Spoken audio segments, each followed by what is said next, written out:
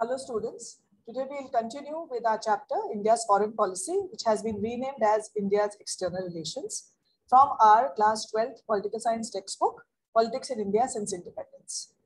We have already covered about India-China war. We have also covered about the Tibet issue in our previous video. In this video, we will see about the impact of India-China war on India's reputation within the country and even outside. How did it dent India's reputation? That is what we are going to study. So India's reputation was deeply dented after this China war, and it caused a lot of national humiliation to the country and also to Nehru's stature. Some of the top army commanders were asked to resign, or they were made to retire. And Nehru's close associate, V.K. Krishna Menon, who was the defense minister at that time, even he had to leave the cabinet. That was a big blow to the Indian government. Nehru's stature also suffered. And he was also blamed for his naive assessment of the Chinese intentions and the lack of military preparedness. For the first time, a no confidence motion was passed against his government and debated in the Lok Sabha. Soon afterwards, the Congress lost some key by-elections to the Lok Sabha. The political mood of the country began to change. So Congress lost its trust that it had. And there was a major impact on the Communist Party also of the country. There was a growing rift between China and Soviet Union, created irreconcilable differences between the Communist Party of India. Pro-USSR faction remained within the CPI and moved closer ties with the Congress, whereas the other faction that remained closer to China and was also against Congress. Ultimately, there was a split in the CPI, and the two parties were formed. One was Communist Party of India Marxist, that is CPI-M. And in the wake of the Chinese war, many leaders of CPI-M were arrested for being pro-China. So one became CPI, which remained CPI, and the other faction became CPI-M. And they were pro-China members, and so they were arrested even at the time of the war. Then relationships in the Northeast also were affected. War with China alerted Indian relationship to the hostile situation in the Northeast region. Apart from being isolated and extremely underdeveloped, this region also presented India with the challenge of national integrity and political unity. These places like Arunachal Pradesh, Nagaland, Arunachal के अंदर तो China ने already घुसने की कोशिश कर ली थी.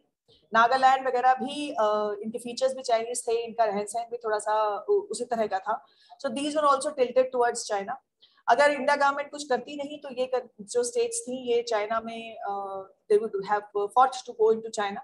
And so the major problem that was in front of the Indian government was the challenge of national integration and political unity. So the process of reorganization began soon after the China war. Nagaland was granted statehood. Nagaland खुद state हो गया. मणिपुर और Tripura union territories थे, पर उनको अपनी legislative assemblies elect करने की पूरी राइट थी. और फिर January 21st, 1972 को they also became full-fledged states. So the government made such changes in the Northeast in India so that Northeast India could stay united and a part of India. Presently, the present status of China, it is more than a decade of Indo-China relations, and it was in 1976 that full diplomatic relations were restored between the two countries. Atal Bihari Vajpayee had visited China in 1979. Later, Rajiv Gandhi became the first prime minister to visit China after Nehru. Since then, the emphasis is more on trade relations between the two countries. In 1996, an agreement was signed to maintain peace and tranquility in the borders, and it was also decided that they will not use weapons. 2000 became the decade of good neighborly relations. Process of improvement started happening in Indo-China relationships. 2003, the Prime Minister again paid a visit in what is known as Nathula Pass, the Silk Route between India and China. The route was closed after the China War of 1962, and so it was reopened. It was agreed to reopen it. Chinese president also visited India in 2006. They discussed various strategic and cooperative partnerships. 2006 was declared as the India-China year. 2008, Prime Minister of India visited China. India and China signed a joint declaration, a shared vision for the 21st century. The Chinese President Xi Jinping paid a state visit to India in 2014, promised a $20 billion of investment, visited places like Kailash and Mansarovar, and agreed to opening a safe route in these places. In 2007, again relationships became a little different when India and China were locked in a 73-day standoff in Doklam at India-Bhutan border.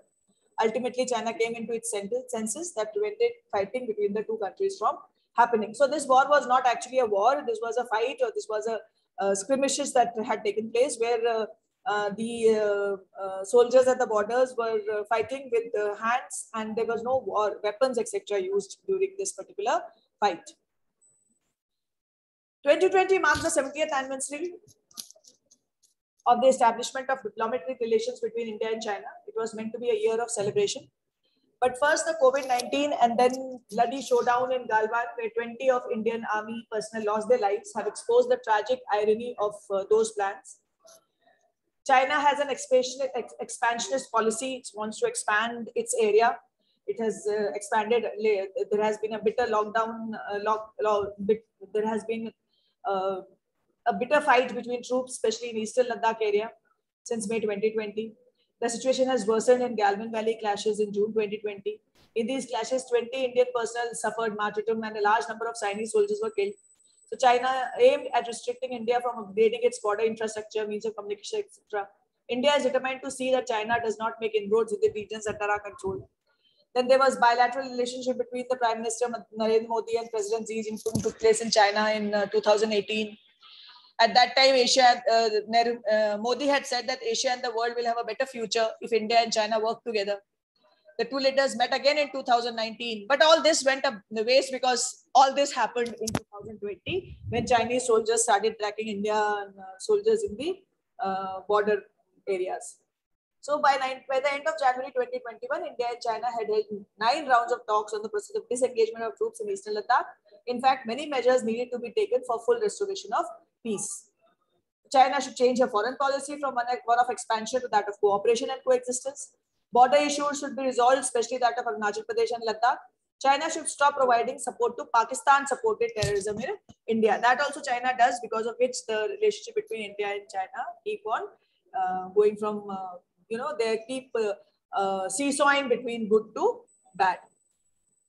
So it is important that China should take a step towards a friendly relationship with India, and the expansionist policy that China has, that it keeps wanting to expand its area, that it should stop, and it should be happy with whatever borders it has, and let the other countries also live in peace.